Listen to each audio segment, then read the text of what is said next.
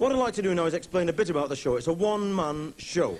It lasts about 3 hours. There's only me on. There's nobody else on because I don't believe in having a support act or anything like that, because I do not believe that you should pay good money to sit through an hour and a half of Enrico and his whistling ferrets before I come on. So you're stuck with me. There's no support. I'm on all night. I'll be playing all these instruments at some time throughout the evening. It's not an auction. I'll be playing them all. And because there's only me on, I do try and make it as interesting as possible. I vary the night. It's a very varied night. It's a balanced sort of evening. I think we have a first half, then we have an interval, then we have a second half. It's balanced, isn't it? And I try to do a lot of visual things as well, because I don't want you sat there getting stiff necks, just staring at one space all the time. So I'll walk up and down occasionally. Nothing very good. It's not choreographed. It's simple walks, like, you know, nothing powerful. And then I'll do real visual things towards the end. I'll do some smart stuff out.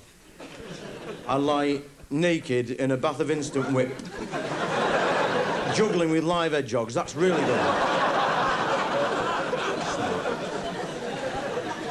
And then we have a quiz. You'll love the quiz. The quiz is magic. They'll love the quiz. What happens in the quiz is I get all the audience on stage and I sit out there and ask you all questions, like very simple questions, like history questions like, Captain Cook made 3 trips to the South Pacific. On one of these, he died. Which one was it? Yeah, so there'll be all that sort of thing. There'll be questions and a quiz and the instant whip. And then at the end of the night, my pièce de résistance, which I perfected specially for Lincoln. My pièce de résistance. I do 27.5 minutes of bird impressions. I eat worms.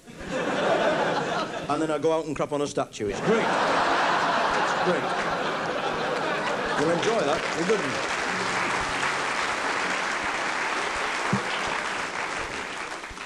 But first of all, to begin the evening properly now, we'll have a sing-song. I know you're sitting there saying, we paid to hear you sing, not sing ourselves, get on with it. But I want to give you a chance, because my granddad said, always start with a good one. Smack 'em between the eyes. Get 'em on your side. Make 'em have it. So I'd like to start the evening with a chorus song called, it's from New Orleans, it's an old ragtime jazz type song called Gimme Dat Shaky Pudding. I don't know what shaky pudding is, but apparently there's a lot of it about in Lincoln. Particularly the Duke William, but never mind.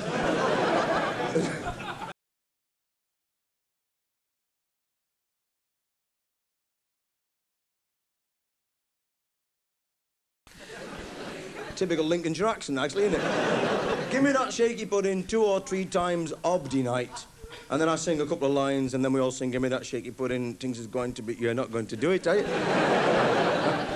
Well, I'll manage on my own, see if I care. Here we go. After 9. 1, panic, February, 9. I'll start with the chorus, give you all a fighting chance so you can join in. This isn't the chorus yet, so don't join in.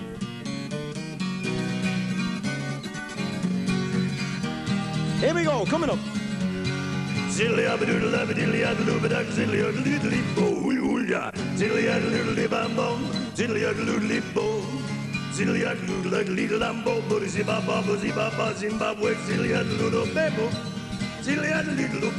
Yeah, that's the ladies' chorus, okay, though? Give me that shaky pudding, things gonna be alright. I said, now give me that shaky pudding. 2 or 3 times a night. Well, I don't like jelly, don't like cheese, but give me that shaky pudding, please. Give me that shaky pudding, and things are gonna be alright. I said, now give me that shaky pudding. Things are gonna be alright. I said, now give me that shaky pudding. 2 or 3 times a night. You know that shaky pudding ain't like gold. No use saving it till you get old. Oh, give me that shaky pudding. Things are gonna be alright. All together now. Yeah.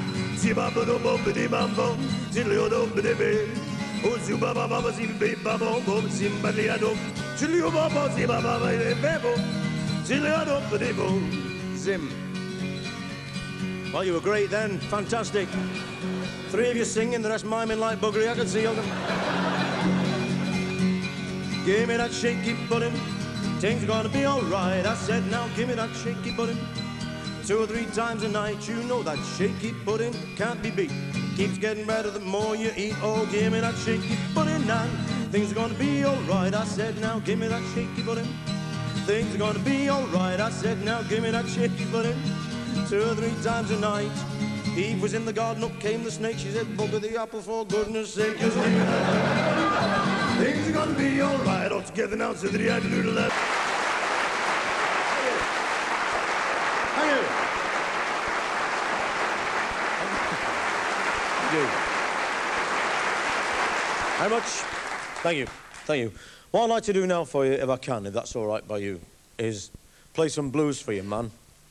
And I'd like to play them on this. It's a mouth organ. It's a black mouth organ, but you can play the blues on it. And one of my heroes, one of the great heroes of all time, one of the real space freaks of all the time for me is a bloke called Sonny Terry, and he's absolutely the genius of mouth organ players, blues harmonica players. He is the king. Brilliant, he is, absolutely brilliant.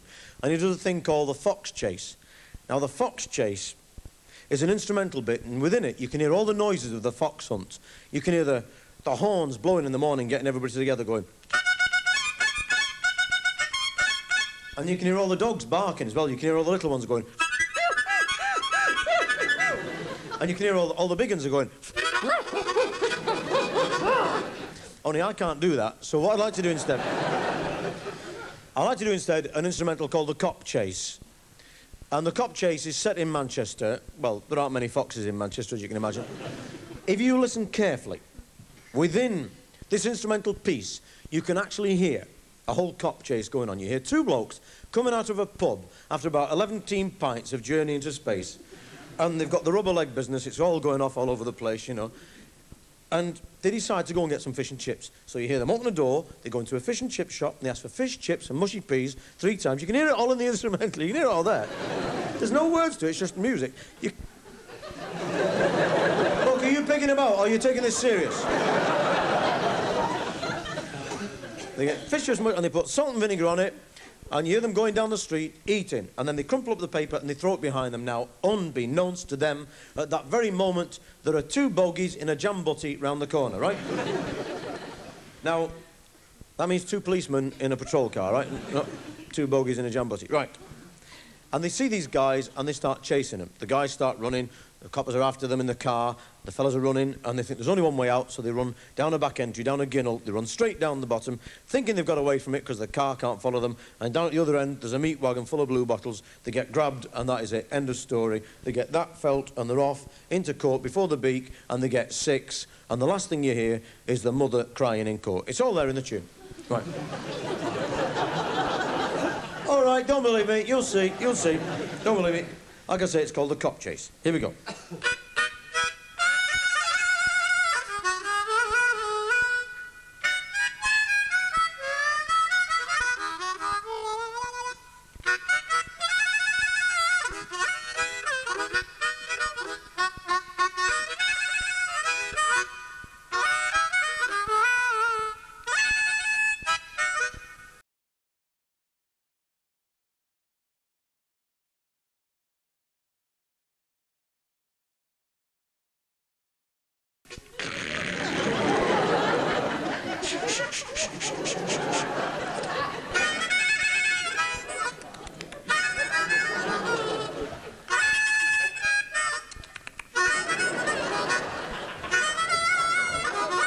For a long number of years, people often write to me and ask me who writes my material. Well, all my stuff that I do usually is my own material, but every so often I do like to include somebody else's songs, and this is a song written by a bloke that I admire greatly called Ewan MacColl.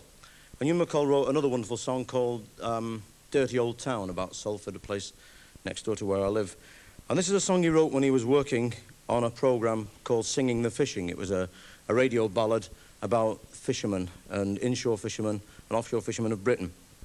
To haunt the bonny shoals and show a manly bearing, for your education, scraps of navigation, while we're following the shoals of herring. Oh, I earned me keep and I earned me pay, and I earned the gear that I was wearing, sailed 1,000,000 miles, caught 10,000,000 fishes. We will follow in the shoals of hell. Night and day the seas we're daring. Come wind, come hail, and the winter's gales. Sweating and cold, growing up, growing old and dying. We will follow in the shoals of hell.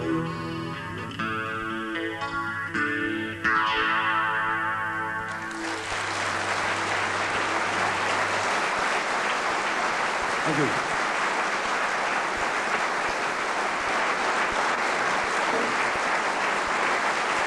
Thank you very much. Thank you very much. Is that I'm fascinated by kids and by the innocence that they have, that we lose somehow in having grown up, we've lost it. On the bus, and they were all very heavily pregnant, been in for checks and what have you, and the bus was absolutely jammed and solid with them, and there was this lady sat down on the back seat, on the long bench seat, with a little boy, and there was a woman strap-handing who was about 8.5 months pregnant, I suppose, and this woman with a little boy stood up. She said, "Sit down, love, I know what it's like. Take the weight off your feet, sit down, love." Well, she said, "Thank you, missus." Well, this woman's strap-hanging with a little boy then, and the little boy could not take his eyes off this pregnant lady. He kept looking, going, "Mum, Mum, Mum." And she said, "Shut up, leave over." "No, Mum, look, Mum. Mum, look. Shut up, Mum, no, Mum, look." And eventually, the pregnant lady leaned over. She said, "What's the matter, little boy?" He said, "Haven't you got a great big, huge, fat tummy, you?" She said, "That's my little baby and I love him." He said, "What do you eat him for, then?"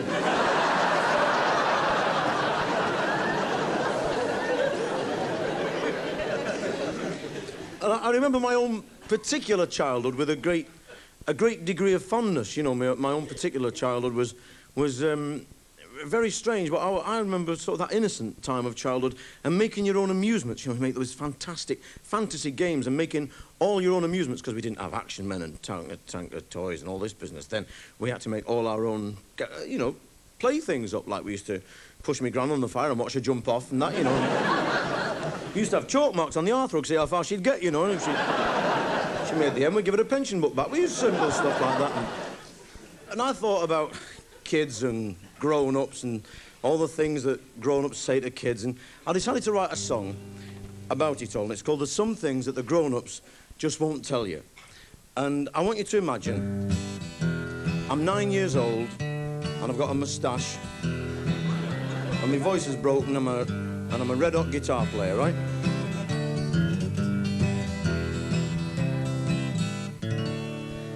Why doesn't a ball stay up there when you throw it up in the air? That tortoise what we've got at school, look off. Why don't fish go rusty? What puts the smell in your socks? If you undo your belly butting, will your bum really fall off? There's some things out the road that just won't tell you.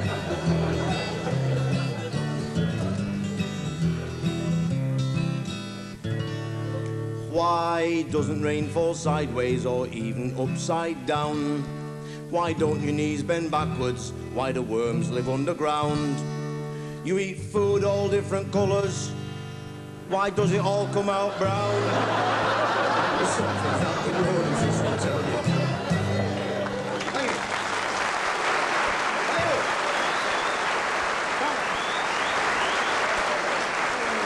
you. Next song I'm going to do eventually is about my family. Now, a lot of newspaper reporters ask me, they say, "Are you really that stupid?" The only answer I can make, in all honesty, is yes, absolutely. And it's not really my fault, because I come from a long line of nutters. A long line of headbangers. I'm the ultimate progression in a long line of headbangers. I want to tell you about one of them now, my sister. My sister is definitely not on this planet. She's definitely 9 pence to a shilling, my sister, I'll tell you. And I'm going to tell you some true stories now, and these are, honest to God, cross me heart, hope to die, true stories. My sister used to work for a funeral director in Manchester. She used to help him answering the phone, typing the letters out, showing people into the chapel of rest when they come to look at the stiffs, you know, and she used to help him laying him out in the back room as well, because I don't know if you know this, you know, they put rouge on you and things. I don't know if you know this, but they don't leave you as you are when they find you, you know, when you snuff it. With the tyre marks on your head and all that bit. You know, oh, it's through here. She took him through. Pulled back the sheet, he took one look, he went, ah, boom, fell on the deck. He'd come to mend the typewriter.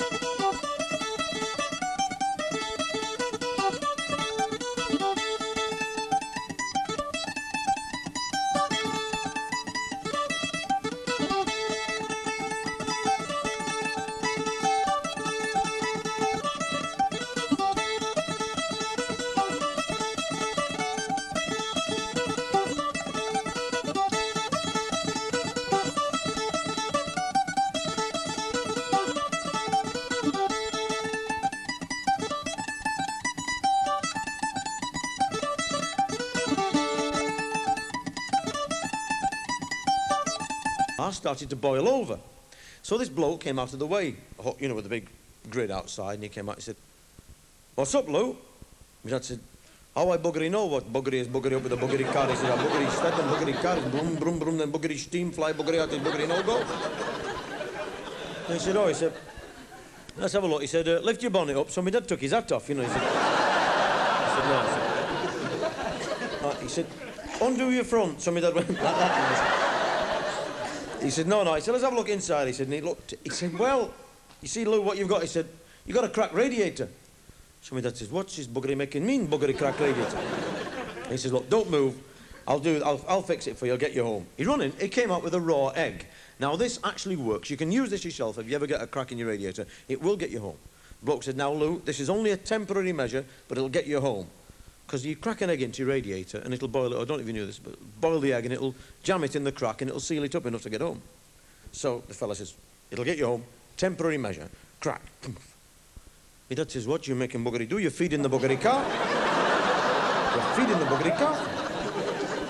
He said, "I'm not feeding the car." He said, "That'll get you home, it'll jam in solid." He said, "And you'll be all right." He said, "But it's only a temporary measure." Now this is God's honest truth. My dad did not know the meaning of the words temporary measure. And I swear this is true, for 3 months after that, he got up every morning and cracked an egg into the radiator. Right? It's true. 3 months later, he's driving through Manchester, rush hour, 5:30, traffic, nose to tail, jammed in.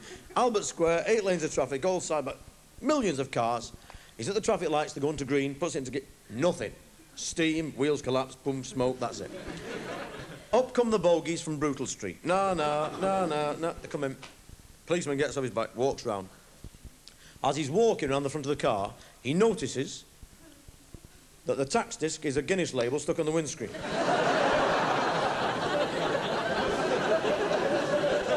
Well, my dad thought the car doesn't earn any money, why should it pay tax, you know? And as he's walking round again, he notices also that the tread on the tyres has been drawn on with a magic marker. So he comes round to the side and he said to my dad, "Right," he said, "You mind getting out, sir? Wind your window down." So my dad took the window off and put it on the side. He said, "Right, let's get you going. You can bugger off into Salford. Let them do you. Come on." So he said, He said, right, he said, lift your bonnet off. Something that went like this. Let's have a look inside. So he looked in, lifted the... He could not believe it. This copper looked, he could not believe his eyes. There was poached egg everywhere. I was full of poached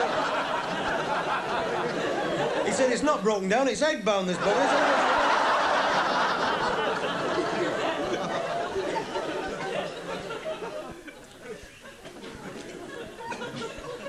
I would now like to tell you my mum.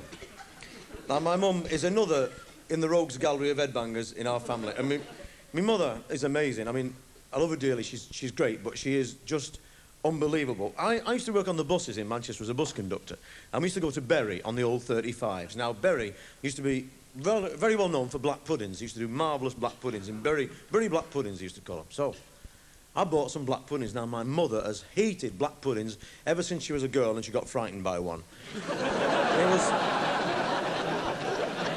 It was a dark night. He was carrying them funny. That's all there was. She kicked him over a wall and ran off. But ever since then, So I put them on the table, you see. I said, hey, Mum, will you cook these? She came in and looked. She said, oh, black put, oh, she said. Oh, I can't stand them. She said, oh, she said, I couldn't cook them for you. I said, why not? She said, I ate them. I said, well, just cook them for me tea. She said, I don't know how to do it. I've no idea. So I went next door and asked Mrs. Simmons, who used to live next door. I said, how do you cook black puddings? She said, you do them like you do potatoes. You can boil them or you can fry them. So I went back. I said, Mum, she says you do them like you do potatoes. Do you know what I got for me tea that night? Black pudding chips.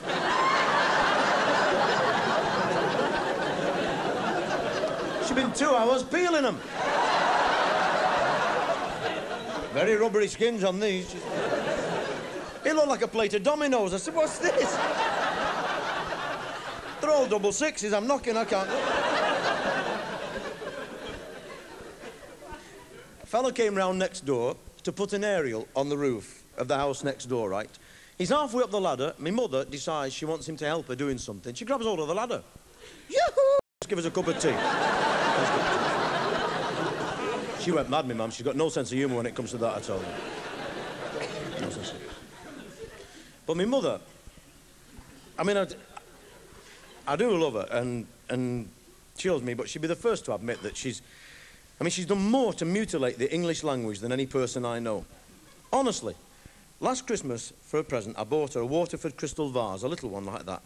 And she said, oh, thanks, she said, your Uncle Harry, now my Uncle Harry is a famous Manchester character called Harry Carpet. He's an unofficial wine taster for Yates's Wine Lodge and a sudden fall down merchant. Rubber legs after 10:30. You know, he's known as Horizontal Harry in certain areas, but he's always winding my mother up and telling her all sorts of things, and she believes him. So she said, your Uncle Harry said you can always tell if it's real crystal, because when you hold it up to the light, you can see all the colours of the rectum.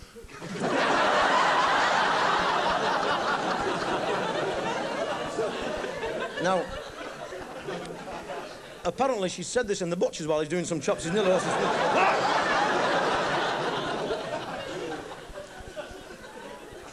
She's brilliant. I went home last year. I went to see her at summertime, and she said, I'm glad you've come to see me. She said, because you can help me, she said, for a change. She said, stay round, she said, because I've got some furniture coming through the post. Now, I've got a very funny imagination. I see things visually a lot, and I had a vision of 4 postmen with a wardrobe coming down our street with a big stamp on it, you know, and I said, what are you talking about? Furniture coming through the post. She said, don't be stupid, you know what I'm talking about. I got it from the mail order catalogue, she said. It's for the barbecue. I said, what barbecue? Now, I better point out that my mother lives in the same house I was born into in Crumsall, in a terrace street, right? With a backyard. I said, what are you going to do with a barbecue? She said, your father's going to whitewash the backyard and we're going to have a barbecue there and chairs and tables. I said, Mother, you're actually going to cook meat outside on a fire in our street? She said, yes. I said, you know what'll happen if the neighbours round here smell meat? They'll go berserk. Square meals and oxo round our place, you know what I mean? She said, don't be stupid, you can help me for a change. I said, Mum, I think it was all them power cuts. My baby brother was 2 at the time. She gave him garlic so we could find him in the dark. Come here, John, have another sweetie. I don't like them sweeties. We're all walking around the house going...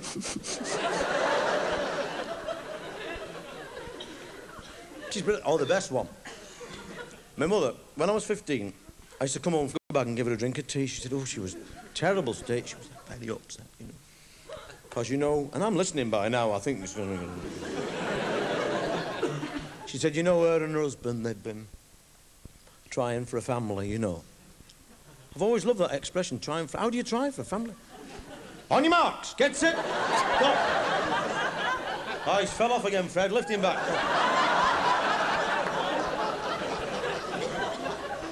It's always fascinating. So anyway, there's my mum. Been trying for a family, you know, for 4 years, you know, and she's not had any, you know, she's not terrible trouble. Anyway, she went to see one of them, she went to the anti-naval clinic today.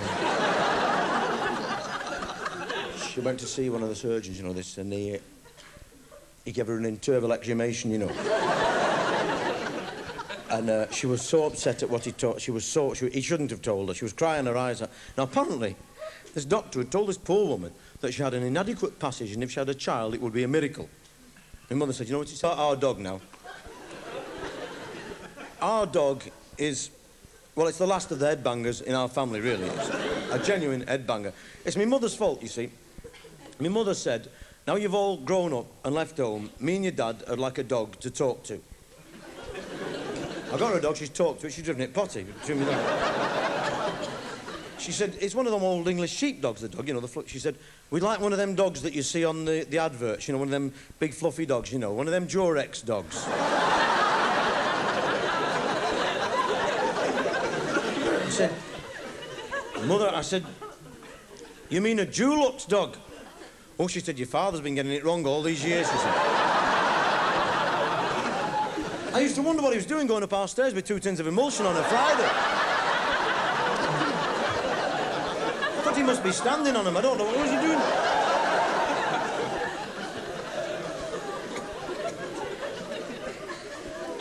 Anyway, I got to this dog, right? Now, it is mad. It thinks it's a human being. Because it's been talked to so much, it thinks it's a human being. I'm driving my car, right, with the kids in the back, and I've got a kid either side and the dog in the middle, and it's just sat there talking. And if you drive too fast, it goes... And it sits watching television. It watches all the programmes, it's got favourites. And if it doesn't like the programme, it gets up and it changes the channel with its nose. It goes... And what annoys me is it never asks anybody else if they want to change over. It watches Mastermind, it tries to answer the questions on Mastermind. It's sat there going...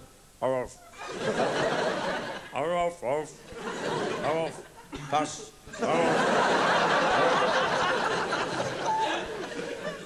But it's a big, fluffy, daft idiot of a dog. They're about this big, you know, big and all fluffy and mad, like a big, horrible, smelly mat it is.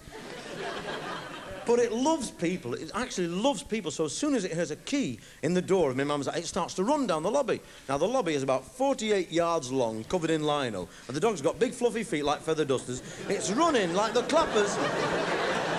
And there's bugger all happening. He's running. And then eventually, because of friction or something, it starts to get a bit of speed up. And halfway down the lobby, it's doing about 30 miles an hour. And you see this thought cross its mind. It sort of goes... I can't stop. And it throws its bum into reverse and comes sliding towards you, sat up like that. You open the door, there's 200-weighted dog flying at you. Step to one side, it goes off down the steps like that. People going past and buses think it's tap dancing, they're throwing money at it. Brilliant, look at this dog here. It's crackers. You know. Come here, Spot, come here. Come on. I don't know, but our dog loves it. The dog's in there. Old ladies bending over the fridge in the corner shop. You've got to drag him out the Raspberry Ripple, the lion they're gone. Except one old lady, she said, George, you might have warmed your hands up first, she said. Dog loves it. Give up. Mind you, it's not as bad as them little ones that fall in love with your legs.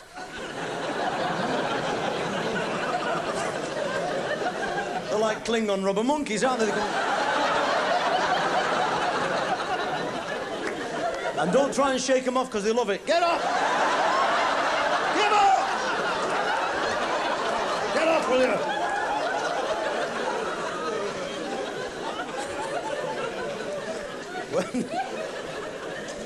When I was a kid,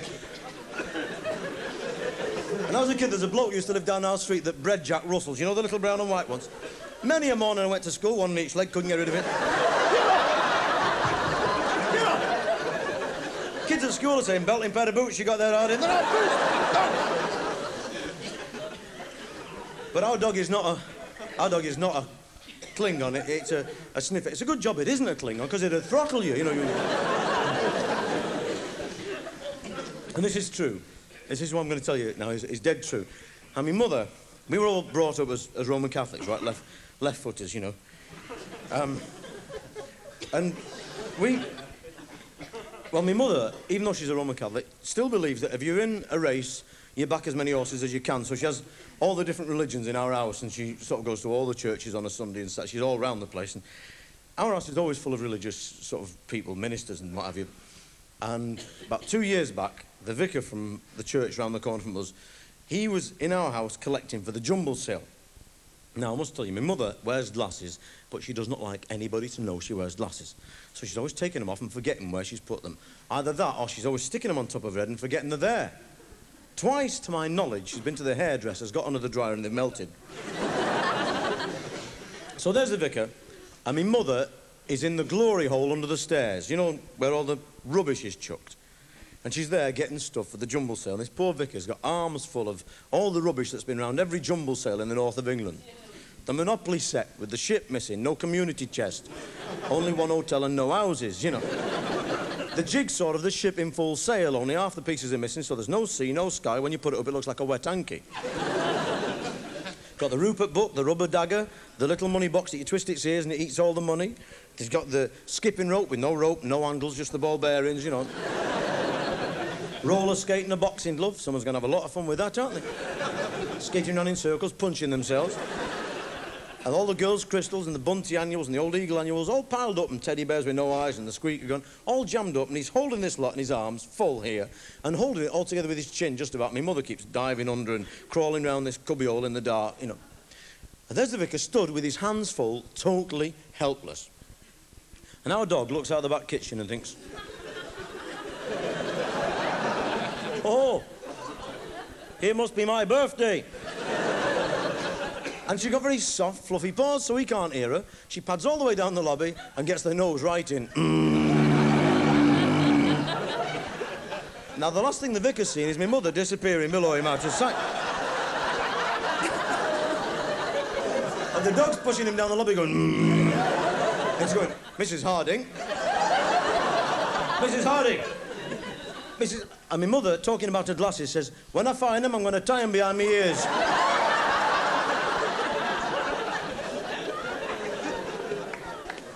That's true.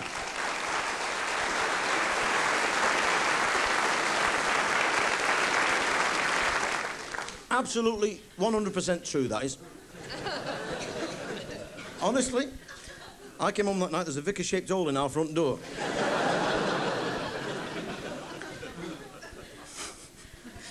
Well, this is a song that I was going to do about a quarter of an hour ago, I suppose. It's a song all about my family, in a way, or any family, I suppose it's called. You just can't beat this family life. There's no chorus, so don't join in. Right. Here we go.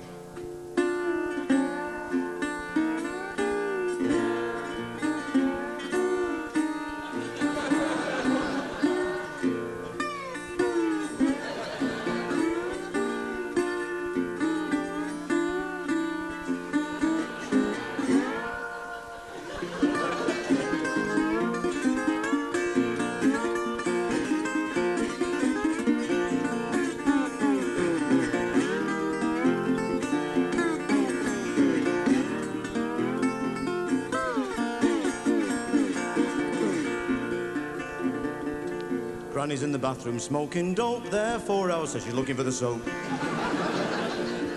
Smoke's coming out through the bathroom door. Cat's lying stoned on the landing floor. Oh, don't you give me no trouble, don't give me no strife, 'cause you just can't beat this family life. Sister's window's got a big red light. Lots of men friends every night. Ladder runs up to a windowsill. All you can hear is the ringing of a till. Don't you give me no trouble, don't give me no strife, 'cause you just can't beat this family life.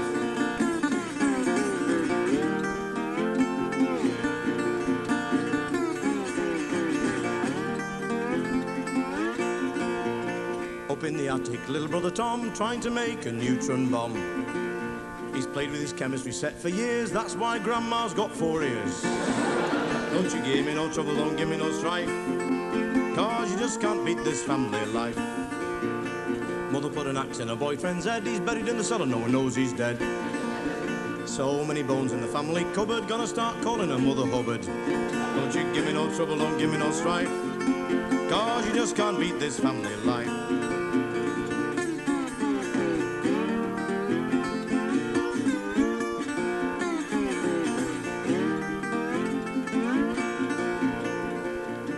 Daddy goes out most every night, climbing roofs in the pale moonlight.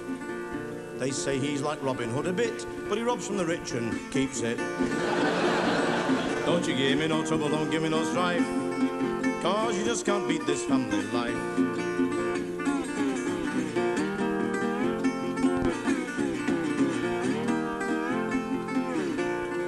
Well, me granddad's made his own moonshine, metal polish and turpentine. Gave some to the dog and it started to cough. Sparks from its arse and its fur fell off. Don't you give me no trouble, don't give me no strife, 'cause you just can't beat this family life. Just can't beat this family life. Just can't beat this family life.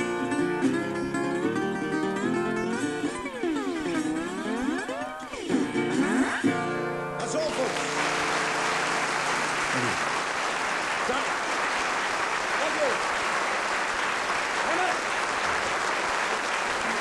Thank you very much. Thank you. Thank you. Classical music. Let's start. You didn't know it was an evening of classical music, didn't you? I'm going to do one of Rippy's Corsets Off's numbers, and then... No, actually, I was going to do one of Beethoven's numbers, but he never does none of mine, so I thought, well, bugger it.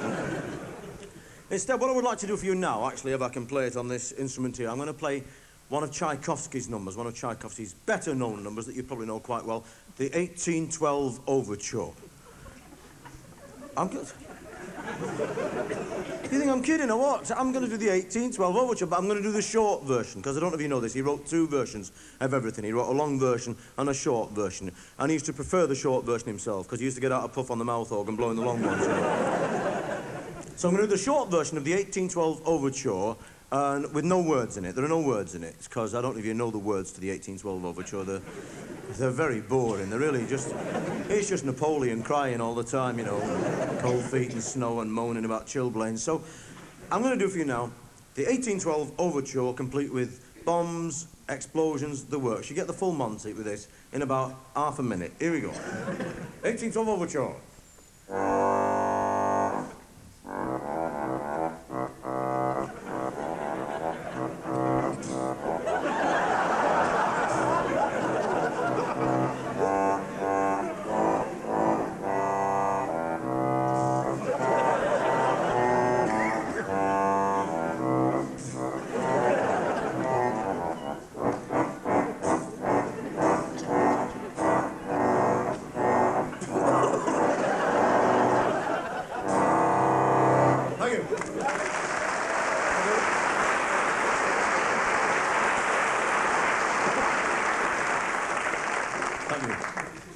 I don't smoke usually, it's terrible.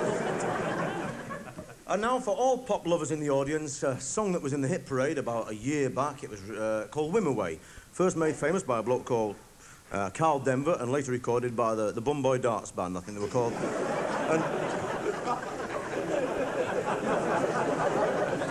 if you feel like joining in, if you feel like joining in, there's a yodeling bit in the middle. You can all get stuck into that if you like, you know. Or if you don't feel like joining in, just grab bits of the person sat next to you. It doesn't help the song, but it gives me something to look at while I'm sat here. And I'll play this as far away from my body as I can, and if it slips back, there'll be another yodeling chorus and a Morris dance. Here we go. Whim away.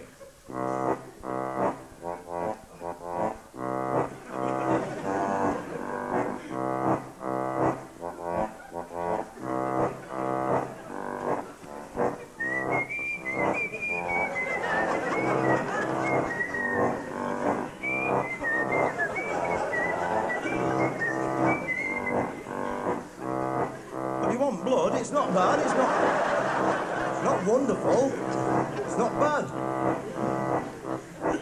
12 pints of draft bass, we put away, put away, put away. 12 pints of draft bass, we put away, we put away, we put away. All the pavement, the rubber pavement as we went wobbling home. All the pavement, the rubber pavement as we went wobbling home. A chicken chow mein to take away, take away, take away. A chicken chow mein to take away, take away, take away. On the river, on the bridge, on the river, the lion roars tonight. Yoruba! On the river, on the bridge, on the river, the lion roars tonight. Truth! See his false teeth swim away, swim away. Hang it!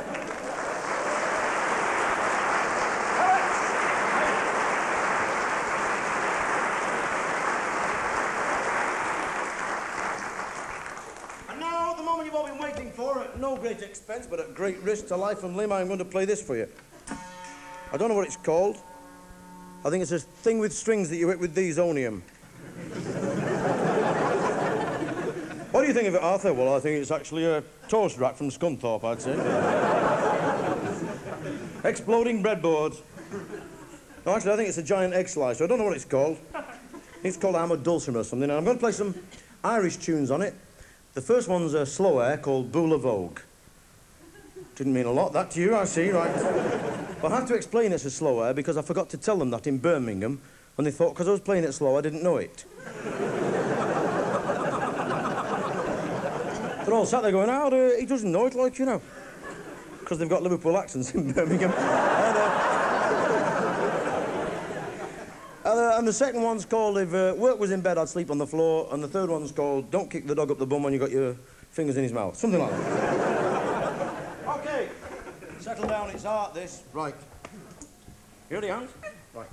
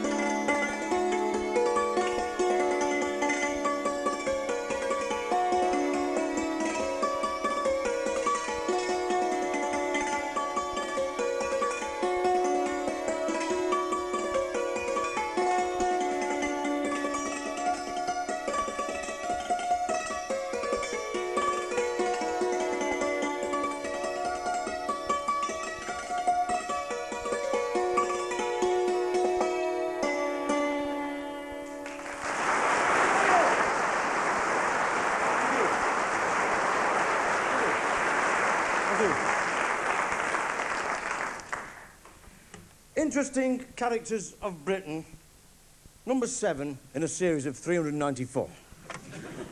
The ladies' man, otherwise known as the Great Chatsby. A 2.5-legged mammal that resides in various parts of the country. Some of you must know these characters. There's a pub not far from here called the Duke William, and they all get in there, millions of them. Millions of them, the wine bar cowboys sailing in there on the hunt. And they've all got the same uniform on. They've all got in a poacher's bag going down the street. And they come in, and it's marvellous, a big bunch of keys. Huge big bunch of keys. And they sort of waltz across the bar like looking at... And these guys are absolutely amazing. They've got this inbuilt radar apparatus. They can find an unattached girl at 40 miles. It sort of goes... And so drops this bunch of keys with a fob on it that says, Jensen Dormobile. Jensen Dormobile. It's a minivan on 4 piles of bricks round the corner. It's absolutely clapped out, absolutely clapped out. And it, you know, as it showed up on these bricks and sort of 10:30 he gets a bit, they go in the van and it starts moving on its own, you know, and drunks going past bless themselves as they're walking past the van. And he comes in, drops the keys, and he looks at this girl, finds this girl on her own, and he leans in, and this voice is developed by eating broken glass and old 78s and Brillo pads. He leans in, and he goes, hi.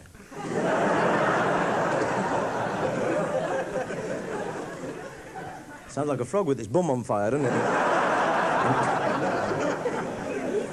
He says, dead original, he says, tell me, what's a nice girl like you doing in a place like this? I'm with my friend Dory.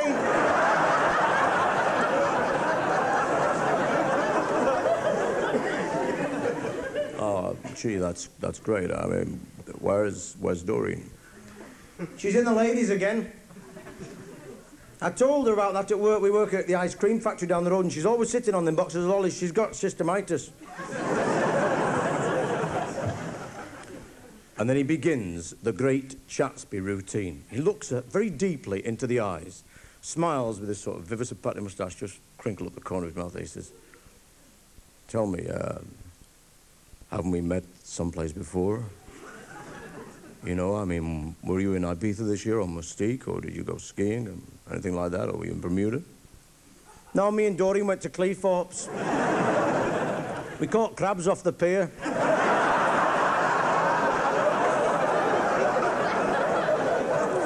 And he steps back a bit, then he said, yeah, that's great, yeah? He says, listen, you know, okay, maybe we haven't met somewhere before, but I looked across the room tonight and I saw you, and I saw you seeing me, seeing you, and I just came across, and I don't know, there was just something about us, you know, babe. I mean, you and I were just like ships that pass in the night, you know, across this great ocean of tears, and I think sometimes ships that pass in the night should maybe say hello to each other, you know. Are you a sailor? You don't look like one. No, it's just a figure of speech. Look at, how about I buy you a drink, okay? Yeah, all right, I'll have a drink. I'll have a pint of traffic lights. A pint of what? You never heard of traffic lights? It's a pint of traffic lights. You get equal parts of me, this. A ladies' man, okay, right, here we go. Not here to enjoy yourselves, right?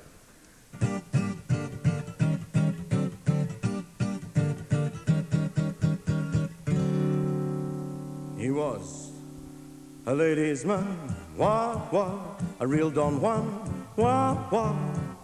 Round all the dance halls and all of the discos, all of the bar rooms and all of the bistros, with wives and sweethearts, sisters and widows, and even the occasional gran. From 9 to 5, wah, wah, to keep himself alive, wah, wah. He worked at the co-op slicing bacon, sending the ladies home hearts aching, with nostrils flaring and pupils dilating at the way he packed their pork. There's nothing rude about that, you know. With his brill-creamed hair, mohair suit, cigarette holder and blue suede shoes, like the man that got into the chicken coop. He was a ladies' man. He was a married man, wah, wah, this deceitful Don Juan, wah, wah. While his wife got ready for the Weight Watchers Club, he told her he was going playing darts down the pub, kept his Don Juan suit in a wooden tub, and got changed in the garden shed. 7 nights a week, wah, wah, this Scunthorpe to the chicken coop. He was a ladies' man. He turned and ran, wah, wah, this confused man, wah, wah. But before he'd reached the pitch and putt, he was grabbed at the back of the parky's hut, and without benefit of clergy or a niff and butt, became a man's man as well. Now, this ladies' man, wah, wah, one-time Don Juan, wah, wah, stays in by the fireside every night, away from the dance halls and bright city lights, and strange ladies with hair growing out through their tights, and a bad case of barber's rash. With his broken hair, no more moire suit, no more cigarette holder, no more blue suede shoes, like the fox that met a bulldog in the chicken coop. He once was a ladies' man. Audio.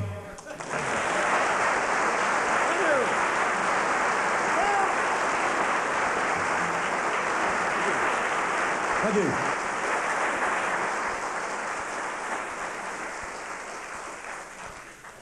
Thank you. This is a serious song, and it's a song about the First World War, and it's about a group of lads called the Accrington Pals. In 1916, the generals found that they were running out of men to send before the cannon and have mown down. So they decided to adopt a new recruiting policy, and they got all the Lord Mayors of a lot of towns, particularly in the north of England, to get lads from the same villages and the same areas and the same streets, that had been to the same schools and worked in the same factories, to come together, and they formed the Pals battalions. And there was the Sheffield Pals, the Leeds Pals, the Barnsley Pals, Manchester, Salford. And Accrington was the smallest town in Britain to send a full battalion of 1,000 men to the army. And 750 of these lads came from an area right in the centre of the town of about 20, 30 streets. And they joined up and went away to war. And on the first day of the Battle of the Somme in 1916, the generals told them all it was going to be a pushover, and at the signal that morning, they'd all walk over the top, and there'd be this big push, and they'd take over the German trenches. What the generals didn't know was that the Germans were in deep underground bunkers, and as soon as our lads started going over the top, the Germans came up and just wiped them down in wave after wave after wave. Of 100,000 men that went over the top that day, 22,000 were killed and 350,000 were wounded. And of the Accrington Pals, of those 750 lads, 285 were killed and 350 were wounded. And there wasn't a family in Accrington that had not lost a father, a son, or some relative. And the town was absolutely devastated, and it's said that it's never really got over it till this day. And this song just tells the simple story of what happened to 7 of the lads that were in the Accrington Pals that I knew had been in it from having gone to the library and researched the material for the song. And I do this in a spirit of anti-war, if you like, because I've travelled all over the world, and to me the most stupid thing that can ever happen to anybody is war. And I have actually worked out what causes wars now. I've got a theory of history that's going to go down in the textbooks. Wars are caused by politicians. If there were no politicians, there'd be no wars. So I'm forming my own political party called the STP Party. Stuff the politicians. And in that spirit, I'd like to dedicate this song to the town of Accrington and the Accrington Pals. I do it also because I've never ceased to be amazed at the way in which old generals will send young men happily off to die in battle. Here it is, the Accrington Pals.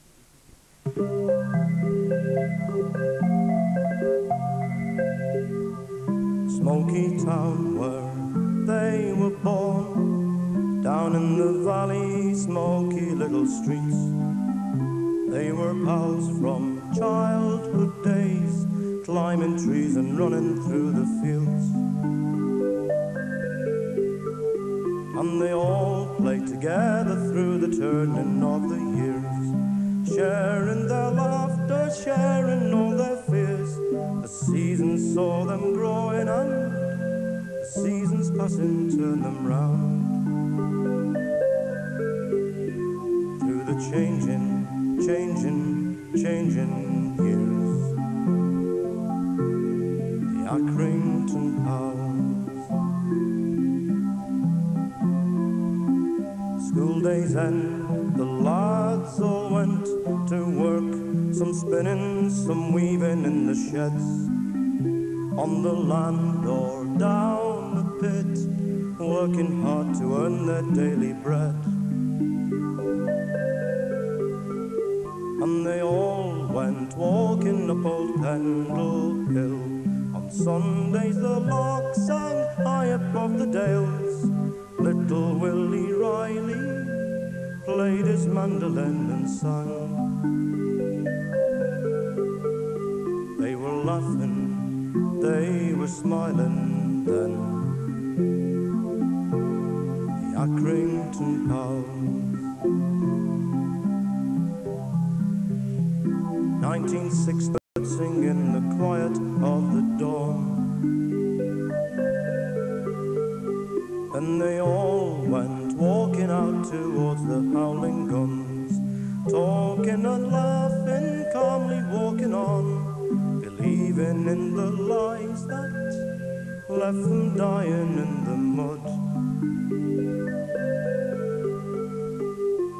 And they're lying, lying still, the Accrington pals. Smoky town that heard the news, down in the valley, smoky little streets, houses quiet and curtains drawn, all round the town a silent shroud of grief. And the larks were singing still above old Pendle Hill. The wind was in the bracken and the sun was shining still. The larks were singing sweetly as the evening fell upon the sun. And Edward Parkinson, Bobby Henderson, Billy Clegg, Johnny Malloy, Norman Jones, Albert Berry, Willie Riley, Accrington pals.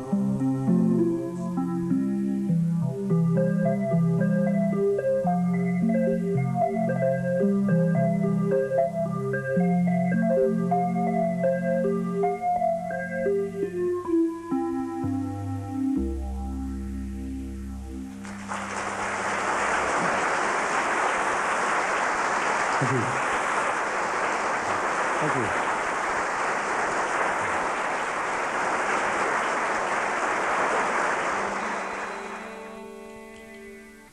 She moved through the fair and Hitler's downfall.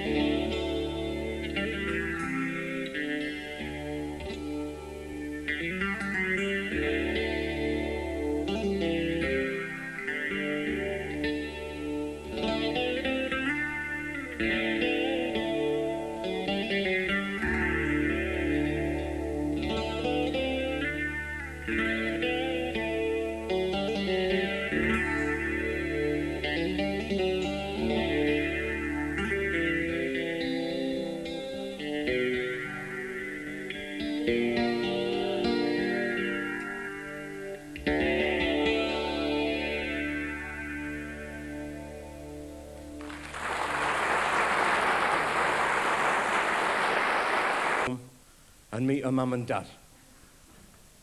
Or if you're a lass, it's about the first time you ever bring a lad home to meet the folks. What a horrible experience that is. Isn't it? You get back from the pictures first time you're about 17 years old, you just shave round all the acne that night and you've got bits of toilet paper stuck on the volcanoes you've hit, you know.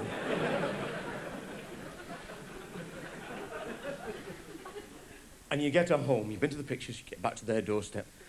It's the middle of a big estate somewhere, say, and you get there on the doorstep and she stood at the door and you're stood there and you think, oh dear.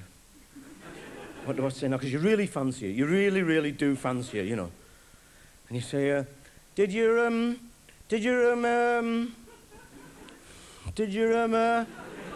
enjoy it tonight, did you? And she says, yes, it was all right. I thought it was great, me. I enjoyed it. Can I see you again, can I? If you want to. Well, do you want me to? It's up to you. Do you want to? Well, I want to if you want me to, like, you know what I mean? Well, if you want to. Yes, I'd like to see you again. All right, then, if you want to. Right, what about Friday? Next Friday? I can't. My friend's coming round and we're washing our hair.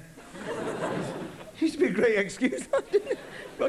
What about Saturday? I can't. My auntie's coming out of prison on that day. Well, what about Sunday, then? Sunday's all right, after church. Right, great. OK, I'll see you outside Marks and Spencer's, 7:30. All right. Yes, all right, if you want to. Yes, I do want to. All right, if you do. And you think, right, it's Kissington's time now. And you don't really know how to go about it. Because, of course, you tell your mates at school, don't you? Oh, me last Saturday, wow. Oh.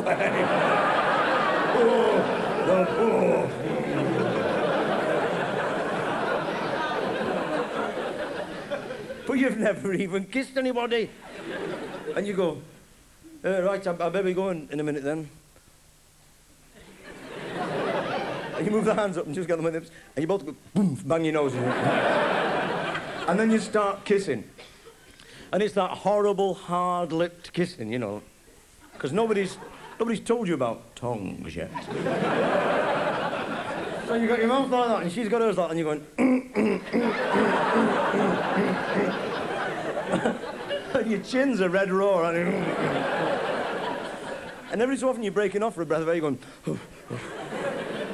And there's all daft things going through your mind, like you notice that the paint's all peeling off the door, you know.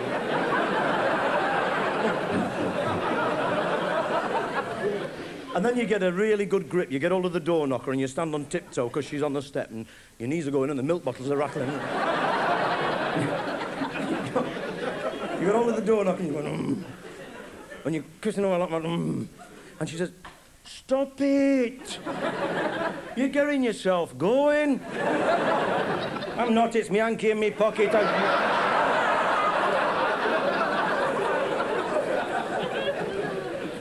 Well, it doesn't matter, we can't stand here all night because the neighbours will watch and my mum will go mad. Why don't you come in and have a cup of tea? Oh, all right. And meet me mum and dad. Oh.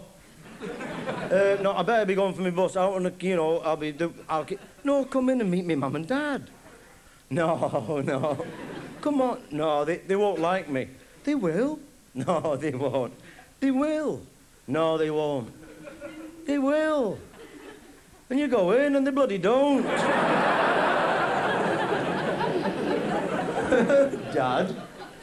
Her dad hates you. He hates you because he knows exactly what you're after. He was the same man himself 19 years before. He knows what you're... He takes one look and thinks, hell, fire. I'm not leaving these two alone tonight. I've not finished paying for that hearthrug yet. No chance. And look at him, look at the state of him. Looks like he's got a box of frogs down the front of his trousers. Look at him.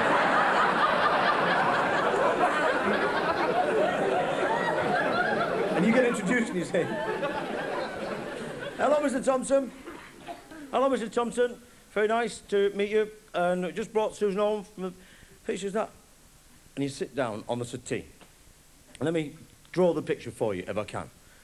Sort of, I don't know, coffee house or a little semi, say, and they've got a settee, chair, Dog and cat asleep on the hearthrug, cream-tiled 1953-style fireplace, brass ornaments all over the top of it, brass sort of crocodiles you can crack nuts with, brass windmills, brass boots full of spills, brass cartridges with all the bills in them. And then over the fireplace there's a green Korean lady from Boots. You know. A brass plaque with what is a mother on it, stuck on the wall, all the business. And you sit down on the settee. Now, the springs are bust on the settee, so the minute you sit down, your knees are higher than your head. They're up there like that. You're like a praying mantis in a teddy boy suit, right? But there's only that place to sit because that is the only seat left in the house. The only other one is his chair. And nobody's allowed to sit on his chair. You can tell it's his chair because it's near the fire, facing the television. It's got Brill cream marks all over the back and fag burns down the arm. So you sat there. Dog and cat, dad in his chair, fire roaring up the chimney back, cold February night, right? Mother on this side, daughter on this side, and there then follows an evening of the most miserable, utterly embarrassing silences that you've ever experienced in your whole life. You sat there and you think, I'm going to have to talk, say something. It's not been a bad day today, Mr. Thompson, has it? You know what I mean? It's not been bad, considering. I mean, it didn't start snowing till 1:30 this afternoon, did it? You know what I mean? And that thunder and lightning had finished by 12, hadn't it? You know, so it's not been bad, really, you know what I mean?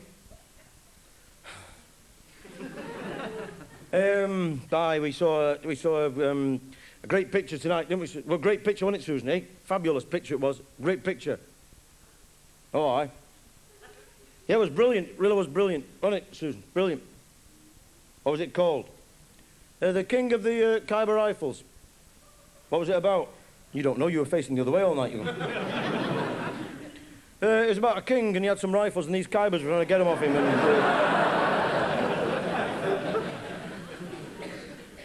And the mam says, right, I'll just make us all some supper then before we go to bed. She goes in the kitchen and comes out a quarter of an hour later with some tea and some cake. Now, I want to ask a question now. Where do these women, these mothers, get this cake from? Where does it come from? They must have a secret recipe unbeknownst to anybody else, because it's like moon rock. You can't eat it. You take one bite, it starts to grow inside your head. It's good. And it sticks everywhere. It's up the back of your nose, back of your tongue, inside you. And it won't go away. You're chewing it and chewing it and chewing it. No, cake is so very nice. Then she brings the tea in, and I swear to the Lord that they do this on purpose. I swear they get the cup and saucer and get a blow lamp on it first so it's red hot. And they fill it with red hot tea and red hot milk, and they bring it in. She's got a welder's mitt. She gives it in, and you go... And yet the only place you can do is balance it on your lap, and you're trying to look relaxed while you're choking to death on this cake with half a pint of scalding hot liquid, a hair's breadth from your wedding tackle. You're sat there going... And you think, right, I'll have a drink of tea, I'll have to have a drink of tea, that'll shift it, that'll wash it down. Fatal mistake. Because that tea, as soon as it hits that cake, accelerates the growth rate, doesn't shift it. It's like... And at that very moment, her dad decides to talk to you. Where are you from, you?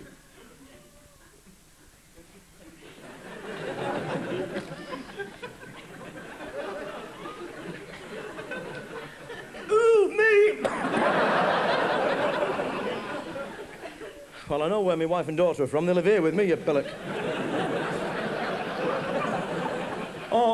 Yes. I was just, I must have been a bone in me tea. It's very nice cake, that, Mrs. Thompson. Can I have the recipe for my mum? I'll give it to my mum. She poisoned them rats with it. It's great stuff. I'm from Crumsall. Mr. Crumsall? Isn't that where they eat the young, Crumsall? Bury the dead, stood up in bus queues with their hands out.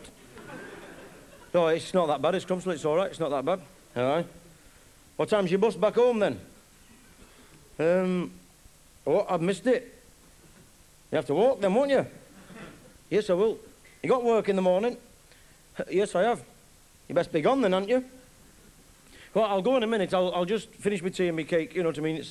It's lovely. It really is lovely cake, this, Mr. Thompson. It's very nice. Thank you. I'll not keep anybody up, like, you know. And then he goes quiet, and you say, that's a good painting, that, Mr. Thompson, you know. can always tell a good painting like that and that Van Gogh chair, you know, that chair he did. You can always tell a good painting because the eyes follow you around the room wherever you go. You know what I mean? Chair hasn't got any eyes, has it? No, but if it did have, they'd follow you around the room, you know what I mean?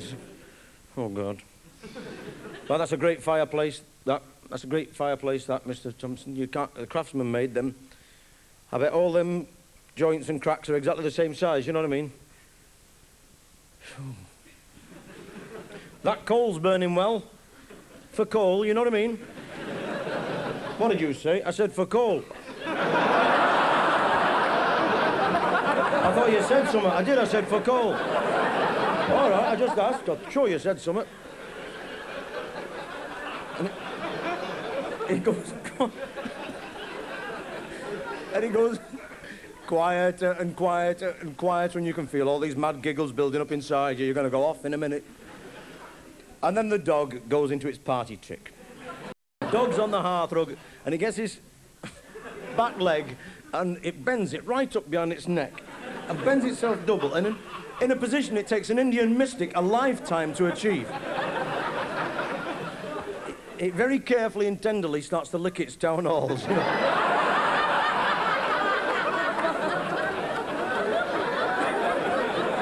There's nowhere else to look. It's centre stage with the spotlight on. You can't look. You're going... Oh. You think I'm going to have to say something? I'll go potty here. It's a clever dog, that, Mr. Thompson. It's been able to do that since it were a pup, you know. No, I wasn't being funny or anything like that. I mean, you know, it must be supple, you know what I mean? It must be fit, them dogs, you know, to have good back muscles. I mean, you know, it's nearly bent. Double that dog, you know what I mean? I mean, you know, I wish I could do that. He said, well, give it a bit of cake, it might let you.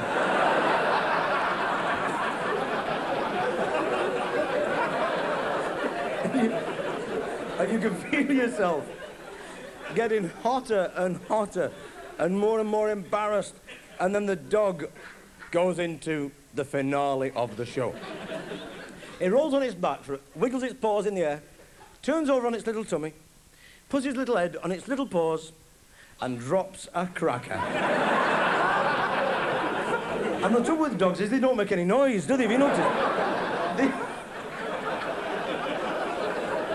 They don't, do they? They just sort of go, foot.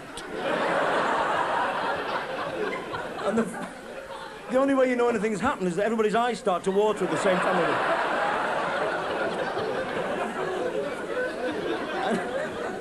And it's the only thing that gets her dad moving. Well, I'm for my bed now, And he staggers off into the kitchen, banging his head on the wall, you know. Comes out with his ice cream, he says, how's the alarm clock and the hot water bottle like? Hot water bottle under here. Now, the alarm clock, the winding of the alarm clock is a ritual as old as time. The winding of the alarm clock is supposed to signify that you are supposed to go. It must date back right into prehistory, that. I bet the Romans came in with sundials under their arms and the daughters have boyfriends and going, oh, yam summum bedum sum est. And caveman must have come in with a cockerel wringing its neck. Well, I'm for my bed now. 10. Because he's there, winding the clock. Well, right, I'm for my bed now, mother. Put the cat out, and that blooming dog, put that out enough. Don't give it no more of that Vesta curry, mother. Or if you do, give it some water with it. You shouldn't give it dry like that. I think you have to cook it or something. Wind. Now, don't you go stopping up late, young lady. You know what your father's like. You heard what he said. You've got work in the morning. I know I have, ma'am. Don't you answer me back, young lady. You're too clever by far, you are. You can't go burning your candle at both ends. I thought I've not burnt mine at one yet. I don't know what she told me. She said, right, I'll be up there about 2 minutes. I'm coming down. I'll be dressed and ready to lock the house up. Now, don't you go stopping up late. All right, mum. She goes off. Now, this is not a male chauvinist remark by any stretch of the imagination. But a woman goes upstairs, and a thing comes back down again. Terrified. She's got the quilted housecoat on, slippers with pom-poms, stockings rolled down round her ankles, gorgonzola legs, hot rollers in, teeth out, knitted poodle full of toilet rolls under this arm. hot water bottle and a Mills and Boone book in this hand. She's like a semi-literate werewolf stood at the bottom of the stairs. You think you should have garlic and a crucifix. Back! Get back! Because she may not be able to bite you, but she could gum you to death. And she comes in and she says, right now, Susan, I'm going to stick some section back on.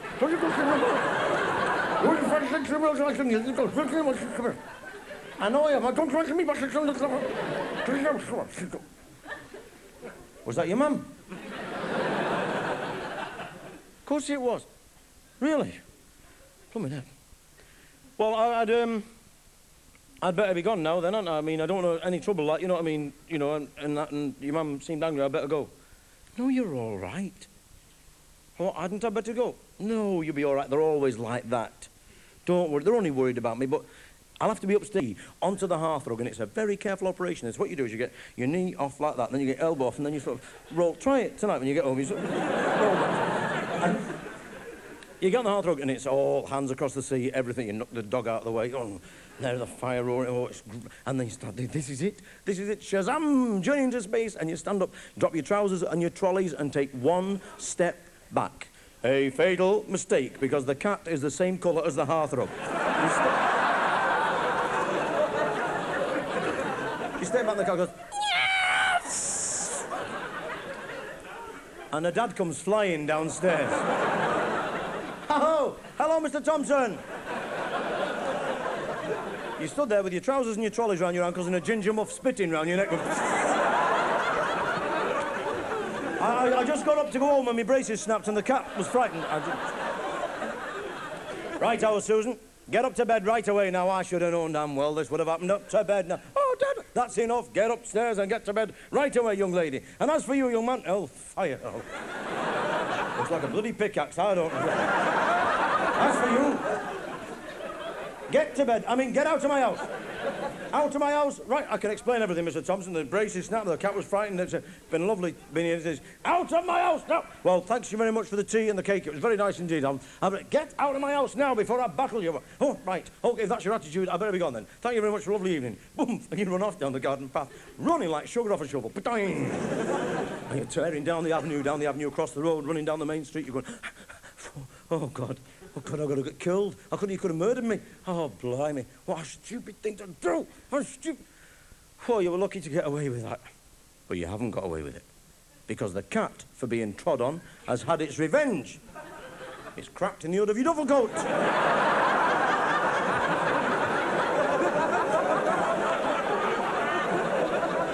And you're walking down the road, you're going... Stopping on the lamps, you're going... And it's a freezing cold February night. Whoa, the wind's a bit in the old days. Well, we get the hood up like. I never had curly hair till that night.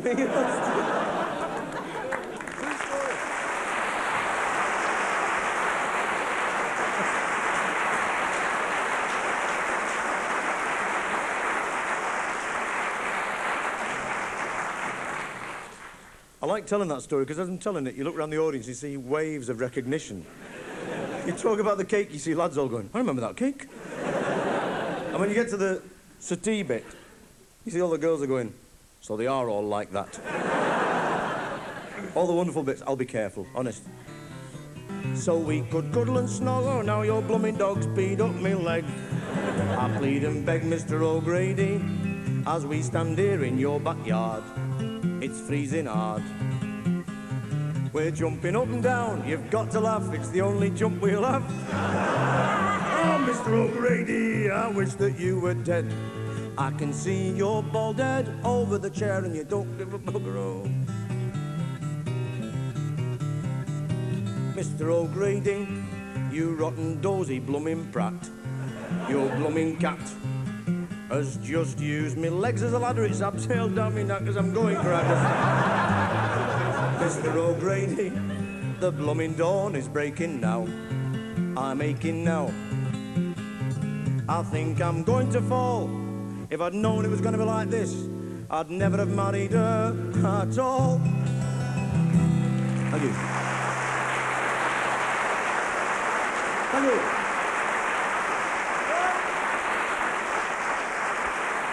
What happens to that couple?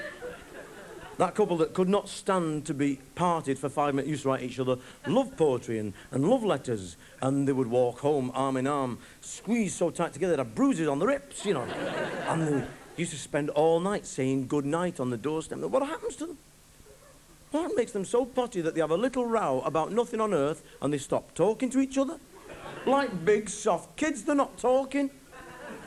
Trying to pass each other in the hall without looking at each other. And lying in bed at night with... I said, where are you going? He said, is it that time? The wife will bloody kill me.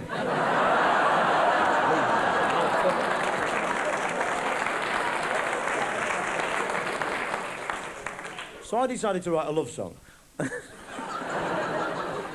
And I didn't really know what métier I was going to use, you know, what form it was going to take.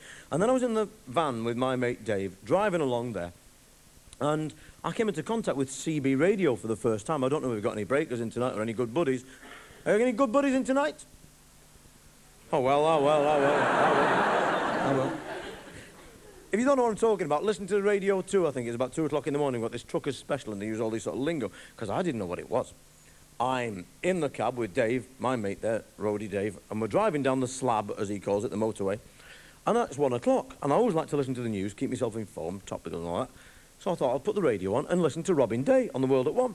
And I hit the wrong button and hit the CB radio, and all of a sudden I got 19 for a copy, 19 for a copy. Come on, copy, put your ears on. Come on, breaker on the side. Come on, let's have a breaker. Come on now, 19 for a copy. And somebody said, you got a copy. Okay, we'll go down the box. 1-4. Okay, we'll have a ratchet. Okay, give you all the high numbers, good buddy. Okay, what are you pushing? I'm pushing a big rig. What are you pushing? Pregnant roller skate. How's your twig? I said, is this Robin Day? He said, no, he said it's ratchet. I said, it sounds like people talking to me. What are you talking about? He said, no, he said, it's a CB expression for talking ratchet. He said, they're having a ratchet. And he told me all the expressions. I couldn't believe it. The slab is the motorway. Motion lotion is diesel. Smokey Bear are the police. Don't call them that. They don't like it. Smokey Bear, the police. And eyeball. When you meet somebody after you've been talking to them on the radio, you say, eyeball. I don't know. It means hello, you know, eyeball. Only don't say it to anybody with a squint. They get upset, like, you know. And a pregnant roller skate is a Volkswagen Beetle. It's poetic, that isn't it, eh? You know, shall I compare thee to a pregnant roller skate? And then you've got your twig. Your twig is the aerial. I thought it was rude, that, but it isn't. The twig is the aerial on top of the cab that picks up all the signals off the skip. And the skip is the airwaves. Marvellous, total new meta language, this is.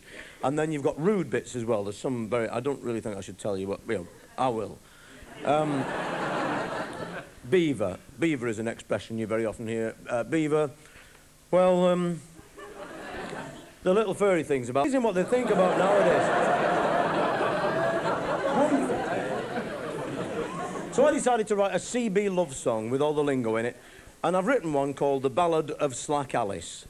Now, Slack Alice was a lady who lives near my mate Dave up in the Wigan 20, and we know a girl from Brigg. Shouldn't really tell you this, but the girl from Brigg, not very far from here, as you know. There's a girl from Brigg, she has a handle like a CB name, and I'm the cuddly owl and Dave's the big bopper, and this girl from Brigg is called Titanic. Because she went down with so many men, that's what they call her that.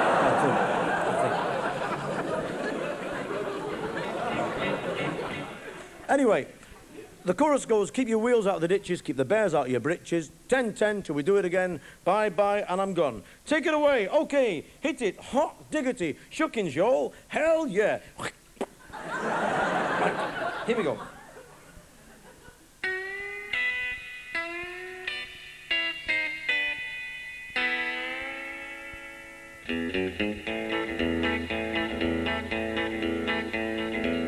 Every country and western song you've ever heard starts off like this and goes on for hours and hours and hours.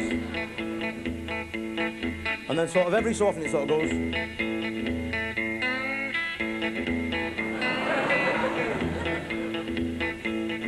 And then it doesn't matter who's singing, it doesn't matter where they're from. They could be from Scotland, Ireland, England, the Isle of Man, Newcastle, Nottingham, wherever. They get on stage and they'll use their own accent, they'll say things like... me and the boys are going to do a great wee song for you. No, it's a wee stoter, it's a stoter, so it is. Drink on a stick. It's my granny's Willie's great wee song, so it is. It's a belter.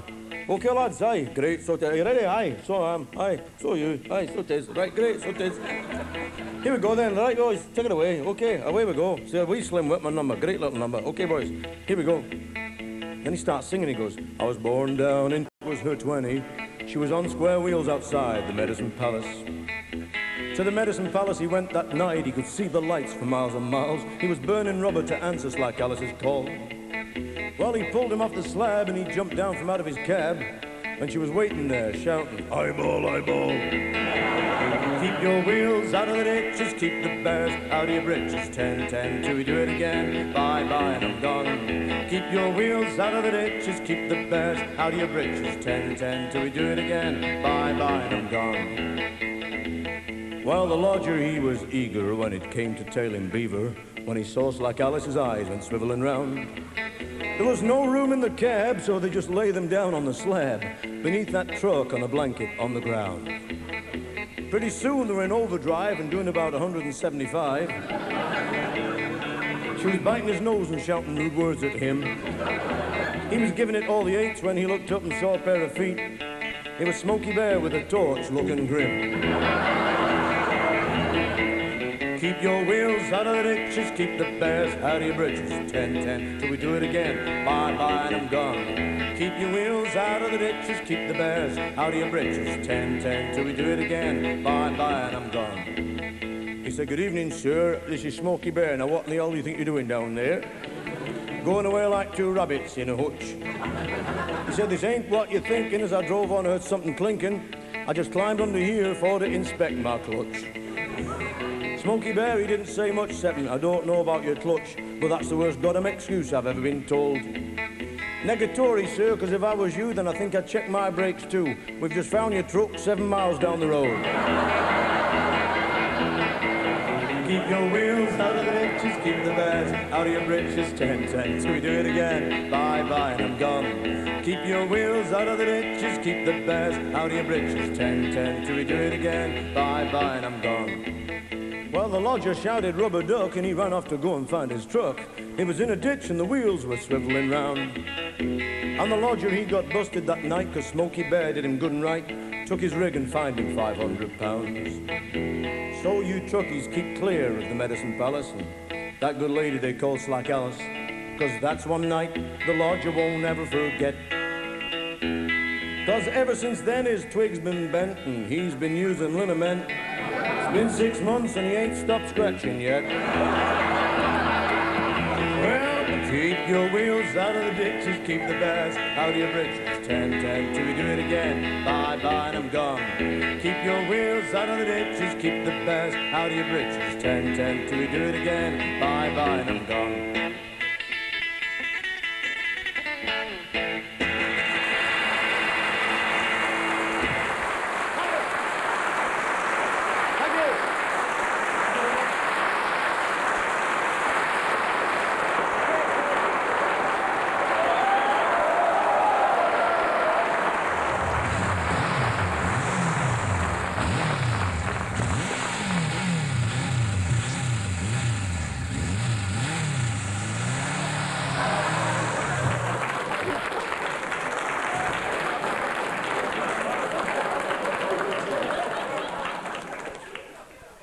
Too much far out. Right. Right, le maintenant, le moment est arrivé. Mesdames et messieurs, pour jouer la guitare électrique et donnez-vous GBH sur le logo. Avec beaucoup de noise, et play le rock and roll, n'est-ce pas? Mesdames et herren, ja.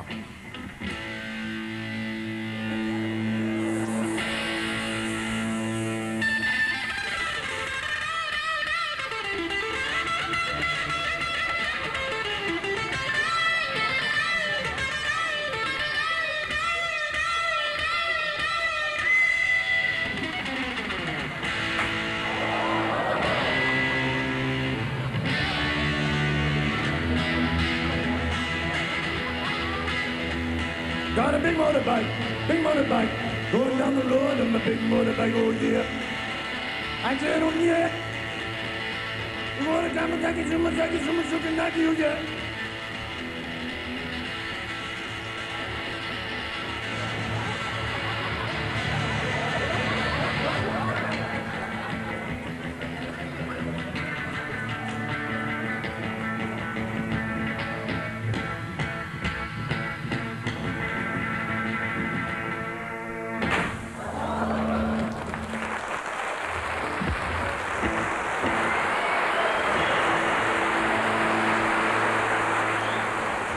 I'm going to do a rock and roll song for you now.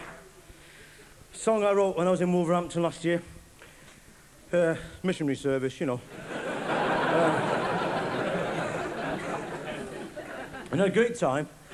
There's two lads helped us in with the gear. When we go anywhere, there's always 8 ton of lights and sound that have to be grabbed and dragged in the halls wherever we are. And every time we go to a hall in a town, we have to ask the hall to provide us with a couple of guys that are called humpers, and they help us hump in the gear in. You have to explain that because any Americans in the audience have a different meaning for the word humping. And there's no use saying me and the lads met these 2 lads who were humping for us in Wolverhampton. So in Wolverhampton, 2 Hells Angels turned up dressed like this. They came running in the hall on big, huge, you know, motorbikes, Kawasaki's and Harley Davidsons. And they got off and they had tattoos everywhere and hug, you know. And I thought, blimey, O'Reilly. And then I started talking to them, and they were the 2 of the nicest lads you've ever met in your life. They were really quiet, sort of shy lads, the sort that would help old ladies across the road into pubs and all this business. And so I was talking to one of them that evening. I said, what do you do, you Hells Angels? I said, do you kill people, like? And he said, no, he said, it's a load of rubbish, that he says. He said, we're more mate, and maybe just... we get on us bikes, like, you know, he says, and we just burn rubber, you know, we just drive up and down the slab, you know, and we drive to the seaside, you know, Skaggy and places like that, you know, and we build a bonfire on the beach and we get drunk and sing songs and fall over. I thought it sounds a bit like Princess Margaret and Mustique, this, you know. The Hells Angel, you know.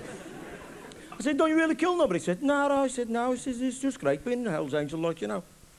And he really was a nice guy. But then I had a look at him, and he was about 35, I suppose, but he's tattooed everywhere. And when I say everywhere, without going into too graphic detail, I would say everywhere. Parts of his anatomy that probably his mum had seen, that's all. Tattoos everywhere. You know, behind his neck, I mean. And I thought to myself, well, what happens to these Hells Angels when they get to 65? I mean, what do they do? I mean, is there an old age pension home for Hells Angels, or... do they all retire to Cleethorpes or Skeggy and go in motorised wheelchairs up and down the front, terrorising all the old age pensions? Putting sand in the Vaseline and things like that. I thought, what could go on up there? You never know. So I've written this song. It's called It's Hard to Be an Angel When You're 65. I'm going to say no more apart from just watch this right leg, because this right leg actually plays the drums. Spend any more, but this right leg actually plays the drums. Here we go. How to be an angel when you're 65.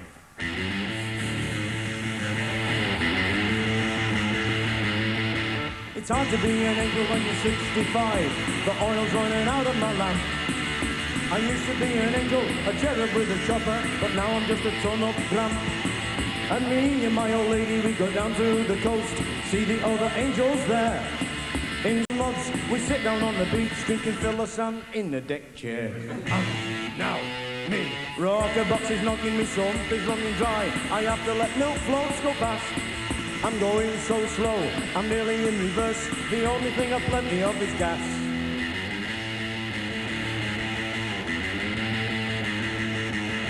And we used to be the terrors of the highway, burning rubber and doing a ton. Now I have to take me tablets every half an hour and keep me thermal underwear on. And we used to rave it up till the early dawn, boozing and having a thrash. I used to open bottles with me teeth, but now I keep me teeth in a glass. And now me rocker box is knocking, me something's running dry. I have to let milk floats go past. I'm going so slow, I'm nearly in reverse. The only thing I've plenty of is gas.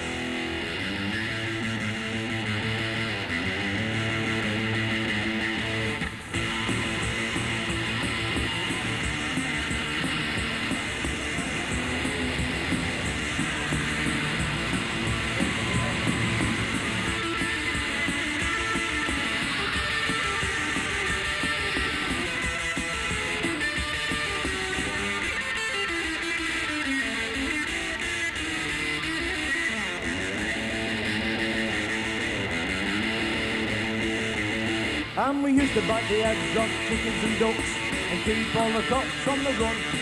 Now I can't bite the heads off chocolate mice, and even custard hurts me gums. And we used to burn rubber with all the other angels riding for miles and miles.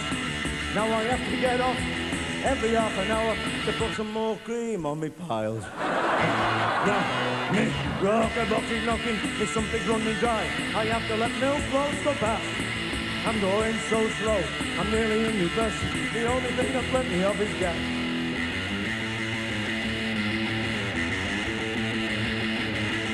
And I used to be tattooed all over the place. On my back I had a map of the world. On my chest was a tattoo of Scunthorpe. Down below was a curly-headed girl. On my arm was a skull and crossbones. And down below the Waterloo line, it used to say Llandudno, but now it just says Ludo 95% of the time. Now, me rocker box is knocking me something running dry. I have to let milk floats go past. I'm going so slow, I'm nearly in reverse. The only thing I'm planning of is plenty of gas.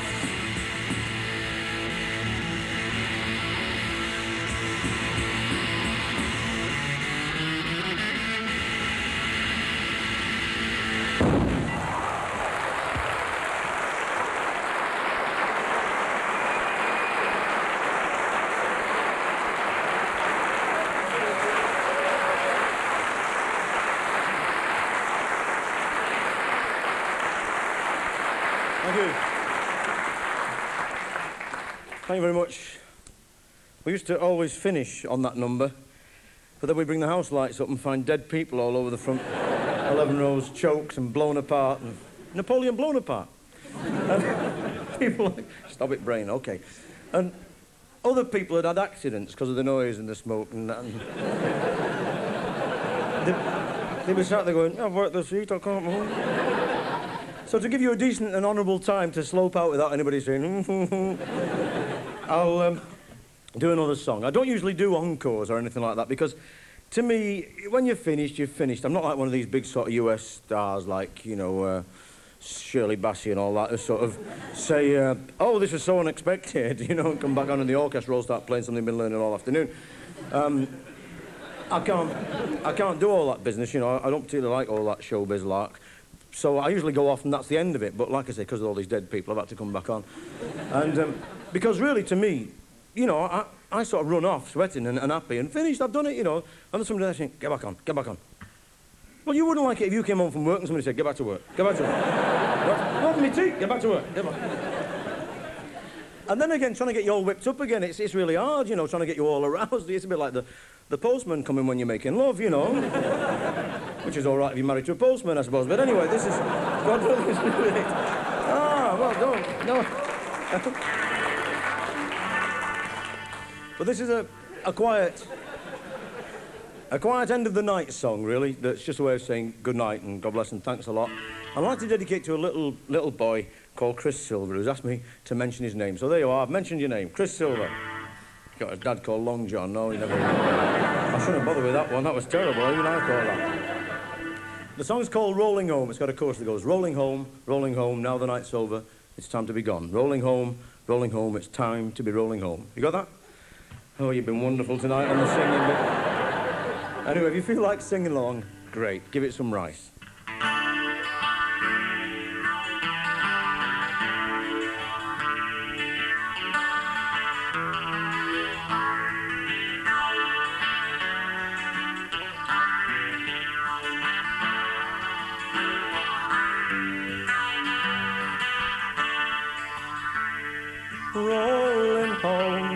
Rolling home, now the night's over, it's time to be gone.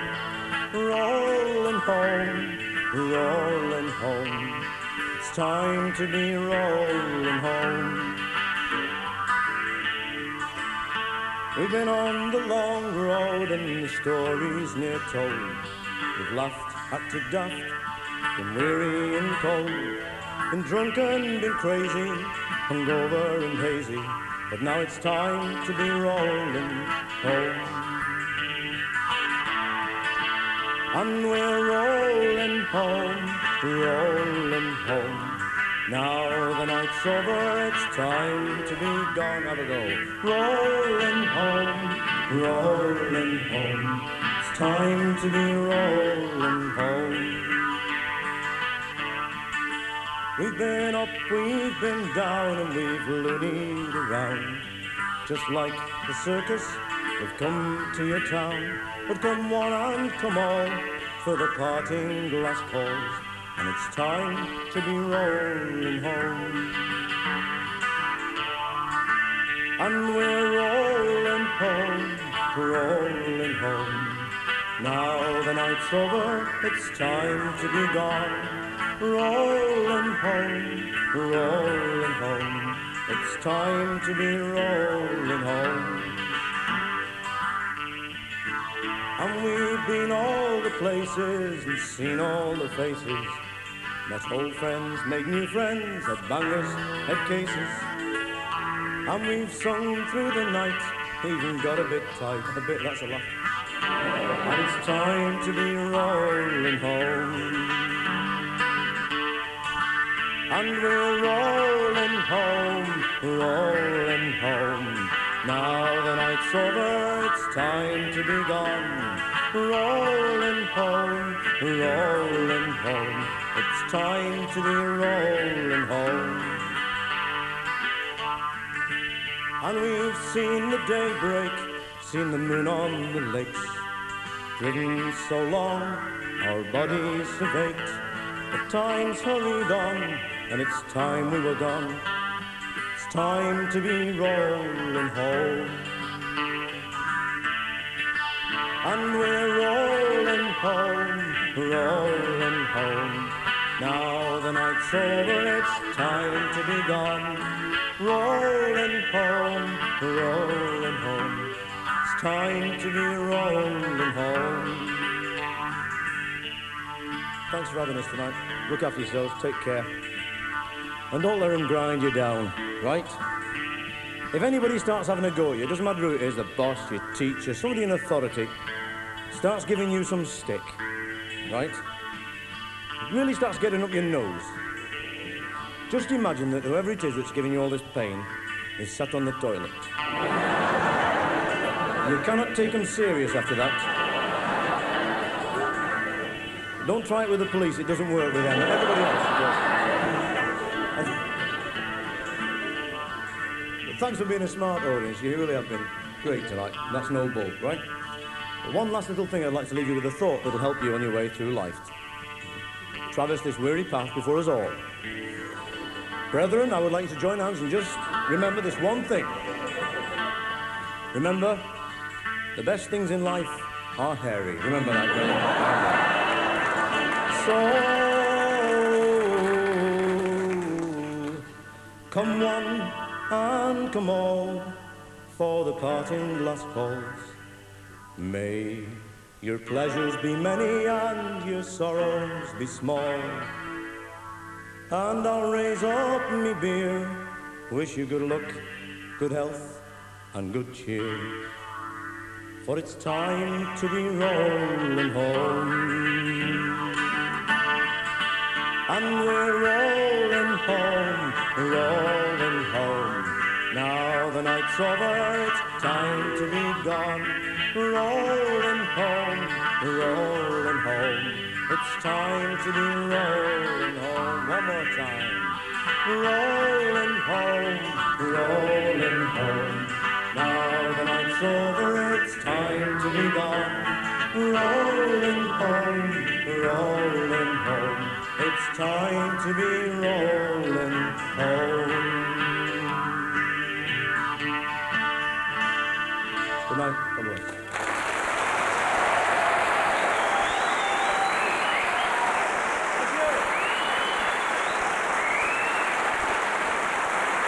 Thank you.